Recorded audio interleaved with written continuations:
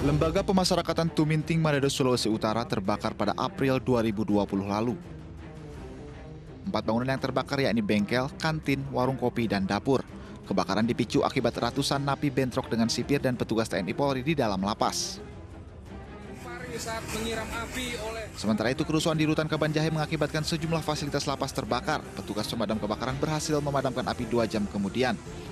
Adapun kebakaran disebabkan oleh kerusuhan karena para tahanan memprotes hukuman disiplin terhadap mereka. Sebelumnya petugas menggelar razia dan menemukan 2 narapidana menyimpan narkoba. Tidak hanya itu, kerusuhan di Rutan Kabanjahe juga diduga karena kelebihan kapasitas. Rumah tahanan atau rutan kelas 2B Gampong Benteng Kota Sigli, Aceh terbakar Juni 2019 lalu. Kebakaran diduga terjadi akibat ricuh sesama napi di rumah tahanan tersebut. Seluruh area rutan hampir ludas dilalap si jago merah. Mei 2019, bentrokan antara petugas lapas dengan warga binaan terjadi di Lapas Narkotika Kelas 3 Kecamatan Hinai, Kabupaten Langkat, Sumatera Utara. Kerusuhan bermula ketika petugas menemukan narkotika di dalam sabu satu blok. Warga binaan yang tidak terima pun melawan. Kemudian diikuti oleh ratusan warga binaan lainnya, mereka membobol gedung hingga membakar kendaraan petugas lapas. Mereka pun menyampaikan tuntutan yang salah satunya meminta kepala lapas untuk diberhentikan. Kerusuhan juga terjadi di Rutan Kelas 2B Siak, Riau. Ratusan napi membakar Rutan Siak karena tidak terima diperlakukan kasar oleh salah satu oknum petugas lapas saat petugas memergoki adanya pesta narkotika di dalam lapas. Kerusuhan mengakibatkan hampir seluruh bagian bangunan dibakar tahanan. Polisi menyatakan dari 648 tahanan, 114 ditangkap, 494 dikembalikan ke dalam blok rutan yang tidak dibakar. Sementara pemicu kerusuhan akan dipindahkan ke Lapas Nusa Kambangan.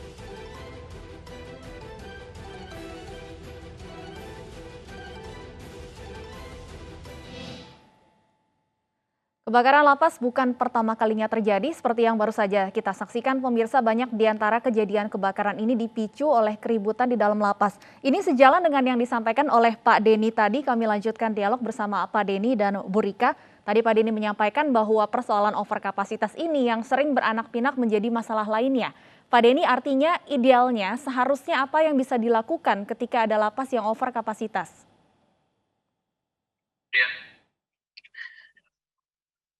Saja teman-teman Kemenkumham karena sudah paham betul persoalan ini dan akar masalahnya sudah mengambil langkah-langkah ya Mbak. Saya yakin Pak Menteri, Pak Wakil Menteri, rekan-rekan di Dirjen Pemasyarakatan sudah mengambil berbagai kebijakan, membangun lapas baru, kemudian tadi Pak Menteri bicara distribusi ya, para napi. Yang menurut saya penting kita dorong betul adalah melakukan politik hukum yang tepat kepada kasus-kasus narkoba. Jadi sebagaimana di Lapas Tangerang, ini kan yang blok yang terbakar juga blok narkoba. Mayoritas ini yang ada di sana adalah kasus narkoba. Di era saya menjadi wakil menteri di kota-kota besar, itu rata-rata 80% kasusnya kasus narkoba. Apa yang saya maksud dengan melakukan politik hukum yang tepat? Maksudnya adalah semestinya dalam undang-undang kita pun pendekatannya kepada pemakai ya, itu bukan dipidanakan, bukan dimasukkan ke lembaga pemasyarakatan. Kepada pemakai itu pendekatannya mereka bukan korban, mereka bukan penjahat, mereka adalah korban.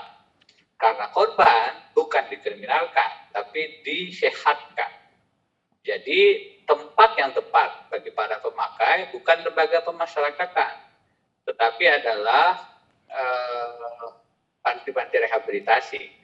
Nah, yang sekarang terjadi, kebanyakan para pemakai ini menjalani proses pemidanaan. Akhirnya maksud undang-undang, bahkan maksud dari salah satu PP yang sering dijadikan persoalan di Direktorat Jenderal Pemasyarakatan PP 99 menjadi tidak tepat sasaran, karena yang dimaksud oleh PP 99 dan Undang-Undang Narkoba itu yang dipidanakan adalah bandar gembong. Itu yang dipidanakan. Dan kalau itu yang dilakukan, bukan saja masalah lapas kita terurai overkapasitasnya, karena kebanyakan tadi saya jelaskan 80% kalau di kota-kota besar itu terkait dengan kasus narkoba, tetapi juga bahkan politik hukum narkoba kita juga tepat sasaran. karena dengan mempenjarakan narkoba, bandarnya, gembongnya itu akan berdampak lebih efektif dalam upaya pemberantasan narkoba. Nah, ini yang menurut saya politik hukum ini yang harus didorong pada level presiden, karena ini menjadi presidensial issues. Kenapa? Karena bukan hanya persoalan Kementerian Hukum dan HAM, tapi terkait dengan penegakan hukum narkoba kita, kepolisian, kejaksaan, peradilan, dan ujungnya yang kemudian menerima limpahan masalah adalah Direktorat Jenderal Pemasyarakatan. Nah, pada era kami coba melakukan beberapa pendekatan, dialog, komunikasi, koordinasi, tetapi memang akan lebih efektif kalau ini kemudian ditarik menjadi kebijakan pada level presiden. Ditegaskan bahwa para pemakai itu sebaiknya tidak dikriminalkan. Dan itu sebenarnya kita lihat dalam banyak pemberitaan, kita membaca, menonton, kalau yang tertangkap kasus narkoba itu para pesohor begitu, maka mereka tidak masuk penjara. Mereka kemudian menjalani rehabilitasi.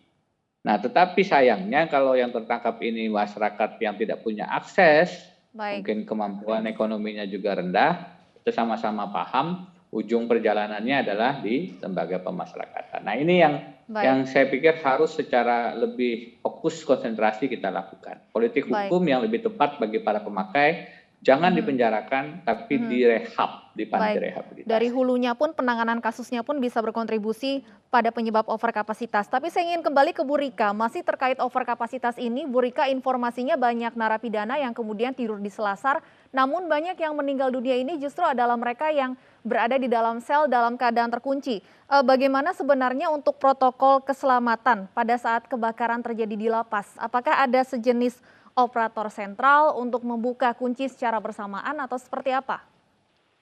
Oke, ya Mbak. Mengenai apa yang terjadi sesungguhnya pada saat terjadi kebakaran, tentunya lagi kami memohon kesabarannya untuk menunggu hasil dari penyelidikan kepolisian. Saat ini kami juga menanti hasil dari penyelidikan tersebut. Mengenai adanya kunci central lock, itu memang belum ada di lapas kelas 1 Tangerang. Itu memang kami belum ada, itu memang masih manual. Dan memang seperti yang disampaikan oleh Bapak Putri, sebelumnya dalam kondisi panik. Kenapa terkunci? Karena memang warga binaan di lapas, apalagi dalam kondisi malam, memang harus dikunci. Pada saat terjadinya kebakaran, dengan petugas kami sudah berusaha untuk melakukan penyelamatan dan melakukan tahap-tahap SOP yang sudah berlaku, tapi sekali lagi dalam kondisi panik. Ya. Dalam kondisi panik, ada yang sudah terbuka kuncinya, ada yang memang belum sempat dan apinya sudah menyebar. Kami sudah berusaha, petugas kami sudah berusaha, kita sangat menyadari, sangat meyakini bahwa tidak ada yang ingin terjadi adanya kebakaran seperti itu. Baik, artinya memang protokolnya pada saat terjadi kebakaran, kunci harus dibuka secara manual oleh petugas. Ada berapa petugas dalam satu shift, Ibu Rika? Ya, satu shift 13 orang. Satu 13 orang, sudah ada 7 blok. Ada 7 blok hunian. Dan ini adalah blok C2. Artinya kalau kita berarti sekitar 2 orang yang bertanggung jawab, sekitar 2 orang atau kurang karena memang harus bergiliran di masing-masing blok. Baik. Satu hal lagi Bu Rika, tadi sempat disampaikan atau disinggung sedikit oleh Pak Denny terkait pembangunan lapas baru yang menjadi salah satu solusi untuk overkapasitas. Bagaimana perkembangannya sejauh ini? Saya sangat menyadari, kita sangat meyakini bahwa pembangunan lapas baru bukan salah satu solusi yang paling utama. Tadi sudah disampaikan oleh Pak Denny bahwa solusi mungkin yang paling jitu adalah mengurangi masuknya penghuni warga binaan ke dalam lapas maupun rutan. Betul. Seperti kita ketahui bahwa jumlah hunian narkotika saat ini adalah 134.354 dan total hunian 266.732, 50%. Kami sangat mendukung apabila kasus narkotika lebih baik memang direhabilitasi dan kami konsentrasi pada pelaku tindak pidana narkoba bandar. Dan itu sudah kami